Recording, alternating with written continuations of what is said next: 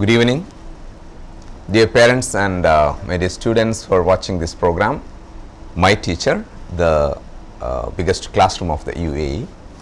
I welcome all of you to this show, this program, rather this class, live classes. In fact, today, without much of introduction, I would like to proceed with some of the questions that can be or that should be practiced for grade 12 students who are very much serious in preparations for the examinations. I understand tomorrow is the first day of your exam, after which you are going to have physics. So I thought today I will work out some of the questions and in fact the repeat of this will be there again, or you will be able to see it in the catch-up TV as well, so that you would be able to make use of this session on a later stage as well.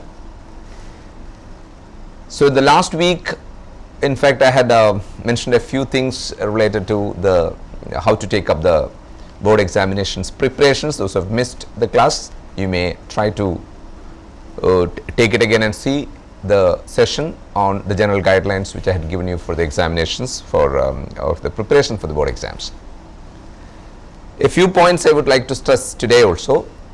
The first thing is about the timings of each day. You have to adjust according to what is the procedure which you are going to have for the examination days. But again, that means, like, you know, the early morning you're waking up and going for the to the examination hall at exactly 8:30 you are entering the exam hall, like that pattern of time, that is 8:45 you're getting the question paper. So you may try to develop a pattern in that that kind of a routine you may develop the coming days as well, even if you are at home, because you know you must be in a position to assess yourself for how you prepared based on what all things you have prepared, and you may want to know where you are standing as well. Every day you try to attempt one paper of each subject.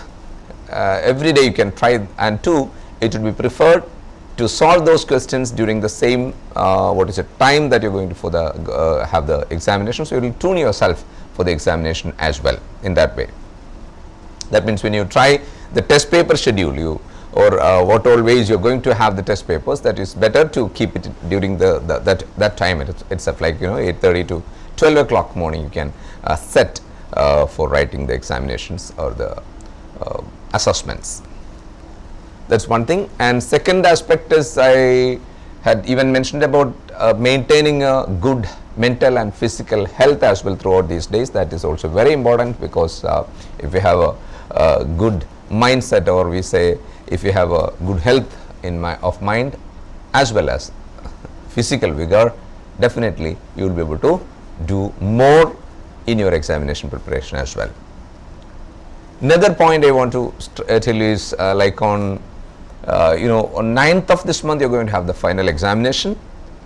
So just before that, that is on 7th, I'm planning to give you a model paper through one of the websites, and in the website you will be able to download the answer sheet, the question paper. Download the question paper. All the instructions are clearly given in the website. You can make a note on the website address. You can just see it on the screen. This is with the title, Take a Test at Home. You just visit this particular site, and the remaining instructions are clearly given in the site on the home page itself. You try to follow that. Okay, that's what I want to tell you about Take a Test at Home. I don't want to detail that right now, because we have time to discuss some of the question papers, some of the questions which you may need to practice for the board examination. And before going to the details of the questions, I would rather tell you some points related to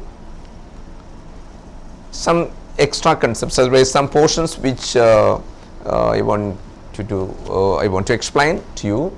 So for example, in magnetism, one concept, a small concept related to magnetism, let's see.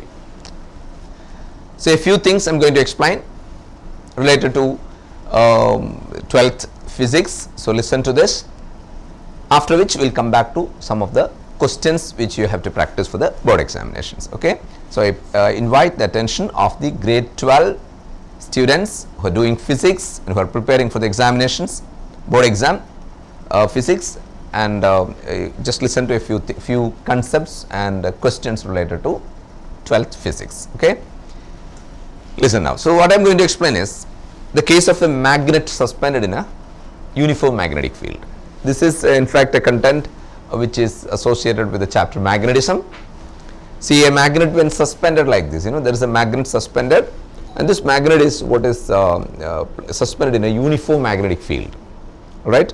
When uniform magnetic field, when it is suspended, usually what happens is the magnet will align in the direction of the magnetic field. It will align along the direction of the magnetic field. Then suppose you are turning it or tilting it slightly by a small angle. Then what you will observe is you are applying a torque on it, but it is inside the magnetic field. Since there is a small angle, what happens is it will provide a restoring torque to it so that it will move back. So it will go back, but due to inertia it will go further, again coming back. So what we have to prove is it will execute simple harmonic motion, which you studied in 11th standard.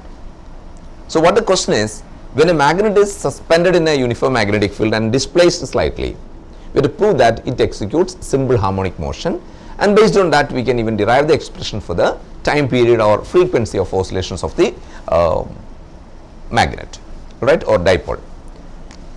So once again what I am going to explain is we are going to prove that a magnet or a magnetic dipole when suspended freely in a uniform magnetic field and displaced slightly, it will execute simple harmonic motion, and based on that we can derive the expression for the time period of the oscillations of the magnet.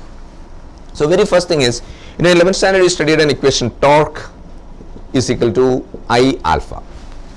Remember, where tau is torque and I is the moment of inertia and alpha is the angular acceleration.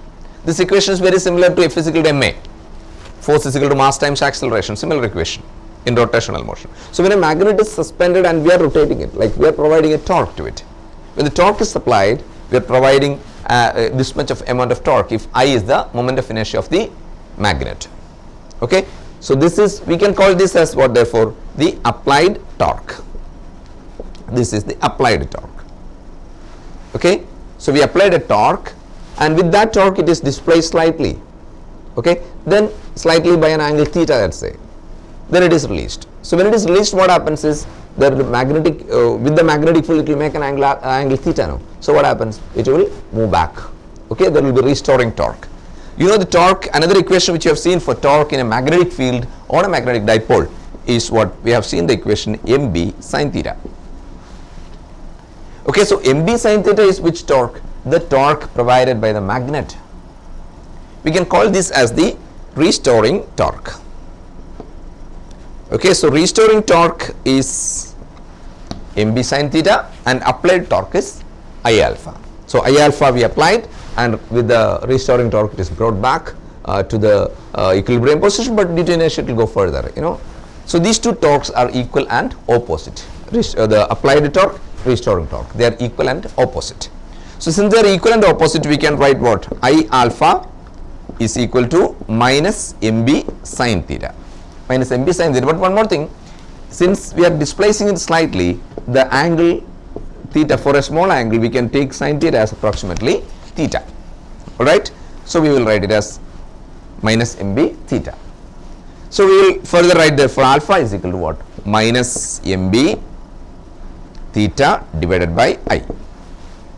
You see, what is this alpha here? Alpha is the angular acceleration. Don't get confused with deflection and all. This is angular acceleration. Theta is the angular deflection of the magnetic dipole from the equilibrium position of the magnet. So this equation, after deriving this, what you will observe is, this is a very similar equation to what we have studied in 11th standard. In 11th you studied an equation, A is equal to minus omega squared x. I hope you remember this equation. This is the equation for acceleration of a particle executing simple harmonic motion. This is the equation for SHM or simple harmonic motion. So here A is the acceleration, x is the displacement. Similar equation we have got over here. Alpha is the angular acceleration, theta is the angular displacement. So what we will see is, why I mentioned this equation over here is, these two equations are similar. We can compare. Okay, so we can say this equation is similar to A is equal to minus omega squared x. So what you can conclude here, it shows that the magnet is moving in simple harmonic motion. So since this equation is the similar form, same form as that of this, which is the standard equation for the acceleration of SHM, we can say that the magnet executes simple harmonic motion. So one part of the question we have answered. Which part? When a magnet is suspended in a uniform magnetic field and slightly displaced and released, it will execute simple harmonic motion. This is what we proved, right? Now if you compare these two equations, what you understand is, we will see that omega squared is equal to mb by I. Omega squared is equal to mb by I. It's clear. So what we will write is, therefore omega is square root of mb by I. Square root of mb by I. Correct? This is omega. But what's omega is angular speed. Right? Angular speed you can rewrite in terms of time period, 2 pi by t. So we can write this equation as 2 pi by t is equal to root of mb by I. Again, therefore what will be time period equation? Time period is equal to 2 pi root of I by mb. See, this is the final equation. Hope you have seen this. What is the question for this? Show that when a magnet is suspended in a uniform magnetic field, displaced and released, it will execute simple harmonic motion. Hence, derive an expression for the time period of the oscillations of the magnet. Right? So this is what we proved. I hope you understood this. But one question you can expect from this is, see, one dipole is kept like this, okay, and above that one more dipole is kept just above this. So that means like this, you know, a magnet north south, one more magnet north south, like that if it is kept. When a single magnet is there, the time period is t. By the way, if the question is to derive expression for frequency, sometimes, so you have to read the question carefully. Is it for time period or frequency? If it is frequency, you can just take the reciprocal of this one, correct? 1 by 2 pi root of mb by I, right? Anyway, if two magnets are kept one above the other, one magnet and second above one more magnet, when kept like that in this way, then what will happen? How it will affect the time period of oscillations of the magnet? So a single magnet, it is t. If two magnets are kept like this, one above the other, then what will become the time period as? You can make out one thing. When one magnet is kept above the other in the same pattern as you have seen here, the magnetic dipole moments would be added up. They are in the same direction. You know, dipole moment is from south to north. So both the vectors are in the same direction. That means the dipole moments are added up. So total dipole moment will become 2m. Now it is m. So to both together is 2m. Right? Dipole moment is 2m. And how about the moment of inertia? Moment of inertia is just similar to mass only. Like one above the other when kept, the mass also will be doubled. They are identical magnets. So this becomes 2m and I also will become 2i. So those two will cancel. So what will happen? There won't be any change. There won't be any change in the time period of oscillations. Clear? Time period of oscillations is not affected when two such magnets are identical magnets are kept like that. Hope it is clear. Because I mentioned this question over here because, you know, sometimes you might not give emphasis to or to this question. So give that this also, practice this question as well. I hope all of you understood this. So I'll move on to the next content. So next what we have is, I'll explain one more question, one concept. Actually this I'm going to say from the textbook. Okay, in the textbook, one of the questions you might have seen, the case of different positions of the magnetic dipoles. So now you look at the screen, you can see the diagram. It's a worked out example question from the textbook. You watch the screen. Okay, so there are different positions of the dipole. Actually, you understood the diagram. It's a textbook question only. You can see it is example 5.5, that 5th chapter, magnetism chapter it is. So you can make out this one. This is a question. I'll explain the question. You have a look at the diagram. So what is given over here is there are 6 different positions of a dipole or a magnet Q. There are 6 different positions. For the 6 different positions of the dipole Q, right? And this, at the center there is a dipole P kept. Okay, so the question is, what all positions of the dipole Q it is in equilibrium? it not, first of all, it should say which all are not in equilibrium, and there are 6 different positions of Q given in the diagram, which all are not in equilibrium, and second thing, which all are in stable equilibrium, which all are in unstable equilibrium, and out of the stable equilibrium cases, which is the most stable equilibrium position. So 3 questions there in according to the diagram. We have in the diagram what all things given, there are 2 dipoles given, P and Q.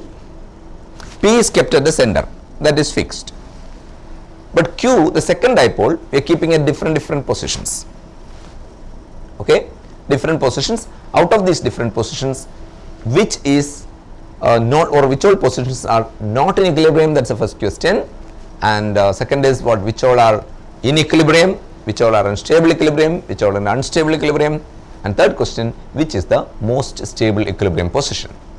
Okay, so before going to this question, let me explain a bit about the stable and unstable equilibria. First you listen that, then we will come back to this question.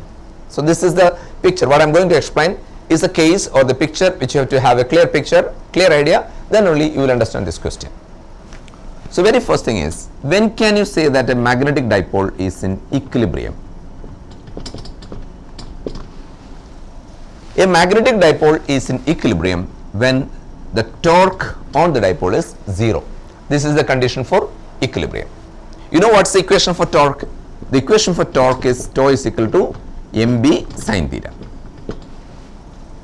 M is the dipole moment, B is the external magnetic field. Is it clear? So equilibrium, for a dipole to be in equilibrium, the torque must be 0. Torque must be 0 means according to this equation, what all cases torque could be 0 therefore? For theta is equal to 0 or theta is 180 degree. So for these 2 angles, either for 0 degree or 180 degree, sin theta is 0. So torque is 0. Correct.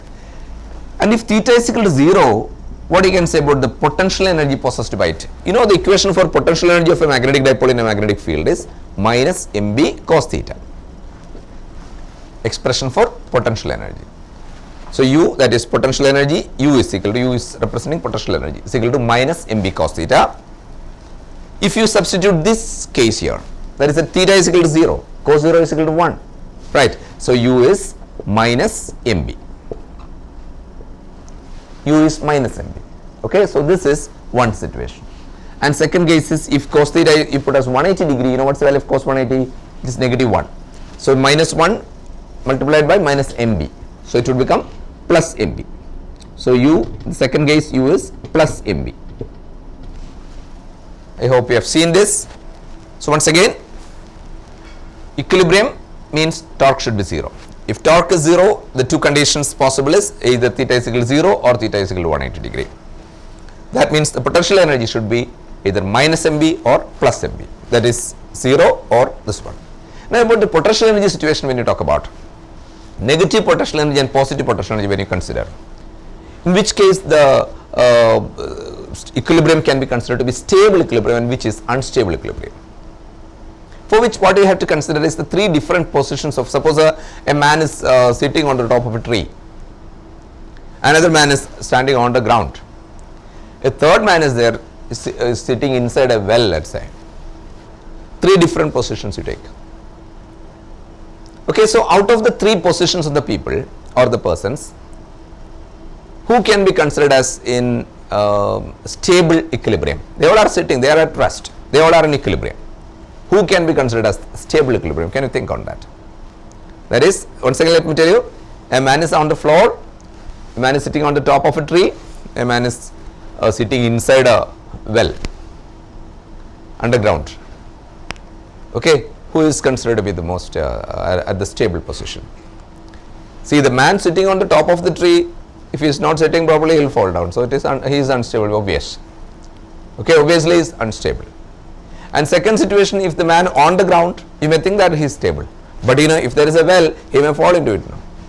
Still he is also not that stable. A man inside the well, he is the most stable. Why? Because he will not fall down further. No, he is already inside the well.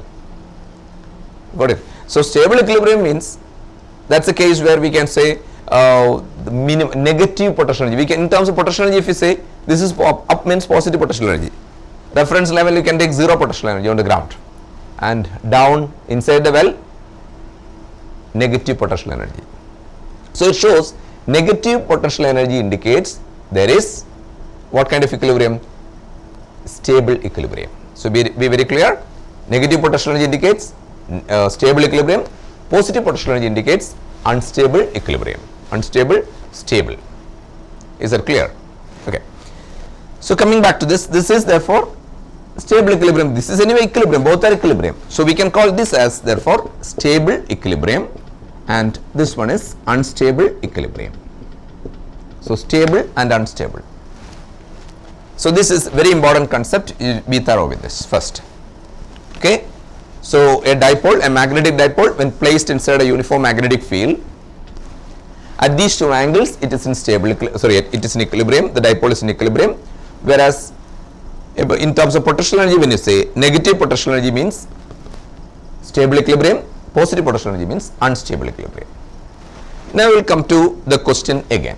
So can you have a look at the question on the screen? The question is displayed on the screen. You can see the dipole P, and you have a look at the diagram carefully. 6 different positions of the second dipole, that is Q1, Q2, Q3, Q4, Q5 and Q6. 6 different positions. I think made the diagram clear. Okay, in these 6 different positions, which all are not in equilibrium. Okay, now I will explain. Okay, listen. Q1, Q2, then this is Q3. Here we have the 4th position. This is the 5th position, and this is the 6th position. Okay, so 6 different positions. It's in equilibrium. The positions are given of Q. Okay, so now what you have to consider is which is not in equilibrium. So easy way I will tell you. Listen carefully. This is in fact, when you say dipole, it's a magnet only. Okay, so the arrowhead represents what? North pole, and the other end represents south pole. Okay, north pole, south pole. So we can mark, or we can consider this as a magnet. So remember, I am explaining in one of the ways, north, south. You can mark like this. But you know, the magnetic field lines always you can draw like this. This is the way you draw the magnetic field lines. You see, around the magnet you can draw field lines like that. So on a sheet of paper you try to draw these field lines, then you can understand.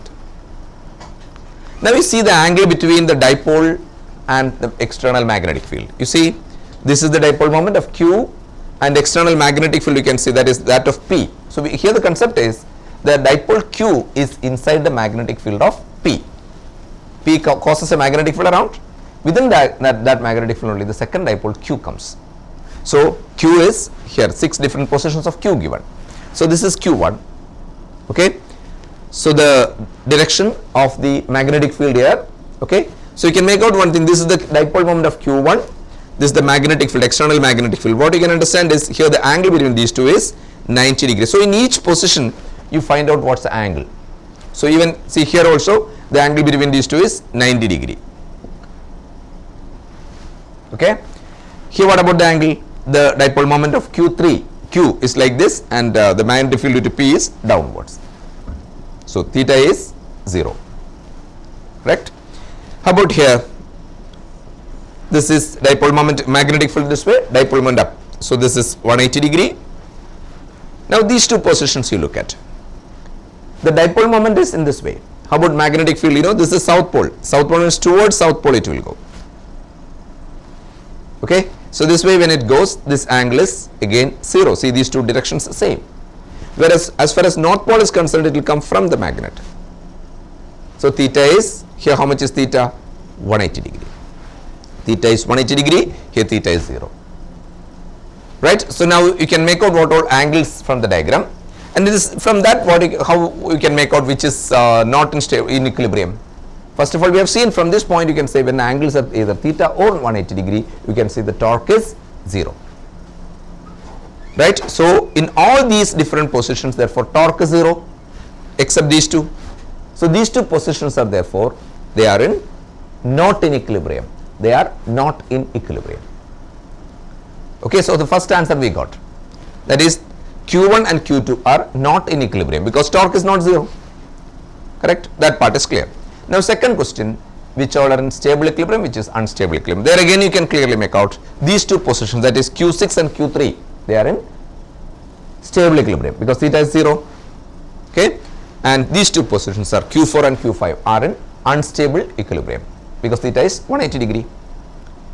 Is clear? So stable equilibrium, unstable equilibrium, these two not in equilibrium. Now one more small part of the question is, which of the two stable equilibrium positions, these two Q3 and Q6, which of them is most stable? There a little more we have to understand. You know, more, see one example I told you at the beginning. A man inside the well, and suppose another situation, a man is in a depth, in the well which is more deep. Okay, more deep. If the well is more deep, what happens is it would be more negative. The value of the potential energy will be more negative. It means what? He will be in more stable. Correct, compared to the man with who is inside a deep the well which is not that deep. So that means more negative value indicates more stable equilibrium, more stable. So what does it mean? So out of the two positions, that is, this is circular, the path is circular. Out of these two positions, one position is here, second position is here. Out of these two, where B is maximum, distance is anyway same. One concept is studied for a dipole, the magnetic, for a short magnetic dipole, we have seen the magnetic field at a point on the axial line is twice that at the point on the perpendicular bisector. Axial line, perpendicular bisector. Okay, the magnetic field is more where on the axial line. So this is axial line. So here the magnetic field is more than that on the perpendicular bisector. This is perpendicular bisector, this is axial line. Perpendicular bisector, axial line. Where is the magnetic field more? Here the magnetic field is more than that on the perpendicular bisector. So here B more means what? It's more negative. More negative means more stable. So out of these two, Q3 and Q6, Q6 is considered to be the most stable equilibrium position. So this is most stable. Okay, so now we have a few more questions to discuss and few more concepts also, as well I have installed. So we will discuss those after a very short break. We are going for a very short break, after which we will come back. Okay, we will come back and discuss. Stay tuned with NTV. So we will be back.